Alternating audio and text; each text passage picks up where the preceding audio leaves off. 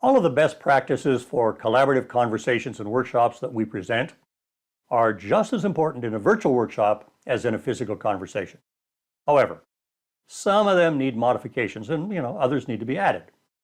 In this lecture, we're going to explore modified and additional activities and techniques specifically targeted towards online collaboration.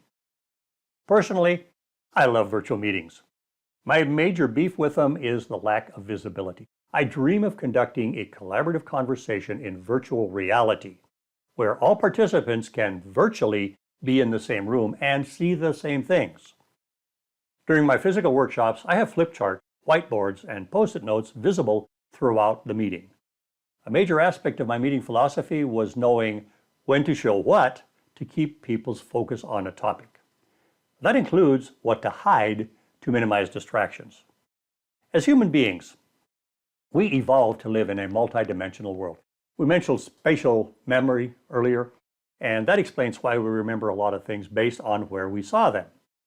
This spatial memory is why you remember a lot about your childhood when you visit your old neighborhood. Over the years, I've developed several methods to replicate this spatial memory somewhat, even in an online environment, by trying to keep things in front of the people as much as I can. For example, I use an app with post-it notes that I can share with the group at any moment. I also have a copy of the agenda open on my machine at all times that allows me to refer to it quickly. I can pop it up, show them, and talk about it.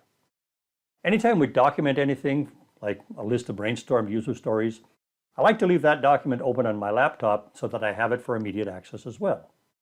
And most importantly, I always have quick access to my open issues list, or parking lot, and my question file. I'm sure if you think about it, you're going to come up with your own ideas on how to make effective use of spatial memory in a virtual environment. Here are a couple more tips and tricks that have worked for me at least, and my team in the past. For a lot of people, the biggest challenge with any multi-person virtual meeting is recognizing who's talking. Knowing who says something can be just as important as knowing what they're saying. Although that mosaic view that a lot of video conferencing tools allow, where everyone can see all participants, that view is not always available, and especially not together with screen sharing functionality. I can't have it both ways. I can't show the people and share the screen. Some collaboration tools highlight the names of whoever's talking. That can be helpful, but if the discussion gets lively, where there's a lot of short exchanges, the constant switching of highlighted names gets to be disconcerting. If the meeting technology does not let everyone know who's speaking, I highly suggest that you request that everyone preface their contributions with their name. This is Tom. This is what I think. In an online conversation, you always need to address a question to a specific person by name. If you just throw out a question without specifying who it's addressing, you're often going to be met with silence, and then all of a sudden, several people talking at the same time. That's good for comic relief, but not great for productivity. If you're the facilitator and you want to address multiple people with your question, ask each individual in turn. Never spend more than a few minutes on any form of presentation, whether it's media, audio, or a slideshow or anything like that. Rather, engage in a dialogue. Especially in a virtual environment, you can lose people's attention quickly with a PowerPoint presentation or a movie. Now, think about activities you could do to get the team involved. Keep everyone engaged with interactions that require participants do something. Most video conferencing tools support chats or screen sharing, whiteboards, Q&A polls, and even giving control to each participant. You need to figure out how to make your session interactive with these tools, especially if you have a larger group.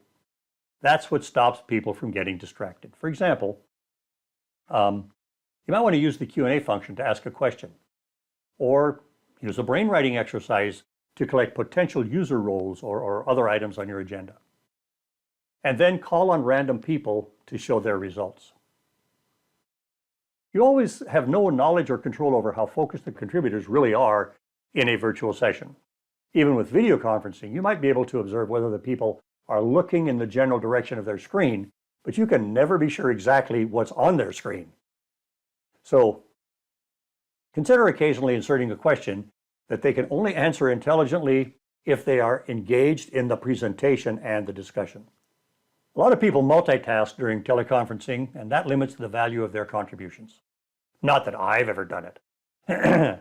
But it's rumored that some folks check their email or play video games while ostentiously participating in a video conference. That's obviously a collaboration killer. Now, sometimes it's because another participant is allowed to ramble on about a non-essential topic.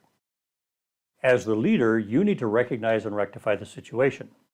As the leader, you might consider posing a direct question to anyone that you suspect might be multitasking.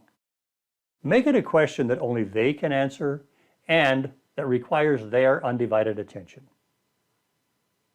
Even though modern video conferencing technologies allow all participants to see and hear each other, people's vibes are not as obvious.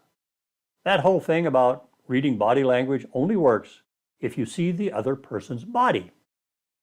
In video conferences, you most often only see the headshot of each participant. That limits your non-conscious mind's ability to assess how everyone really feels. The best idea I have for tackling that issue is randomly poll the group for their mood, for their sense of how the conversation is progressing, how comfortable they are with the progress, and whether they know where you're heading. And then consider the percentage of participation in the poll, how many people are answering or responding to your poll, as an indicator of their true opinions. Finally, video conferencing is exhausting. The limited feedback loops that energize us in our physical meetings are lacking. As a result, you need to set expectations up front by promising, and of course delivering, frequent breaks. Harvard Business Review recommends that you close any tabs or programs that might distract you, put your phone away, and stay present. Also, take mini breaks during longer calls by minimizing the video, moving it behind your other open applications, or just looking away from your computer now and then.